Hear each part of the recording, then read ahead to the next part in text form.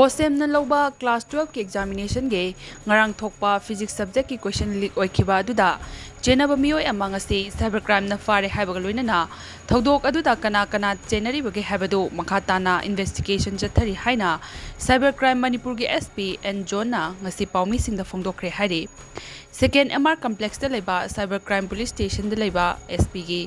office aduda pangthokpa paugi mifam aduda mahakna makha taraduna kosem na loba class 12 ki examination da ngarang thokpa physics subject adu leak oire haibagi matang da kosem ki controller of examination na cyber crime da complaint ama tawraki hari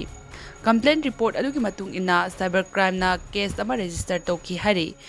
FIR number 6/03/2025 CCPS ki makhada cybercrime police station ki osina luchingba team amana thigatpagi thabak chathabaga loinana mamang da su bosem na loba examination da question leak oibagi thodok thokhiba leiba amadi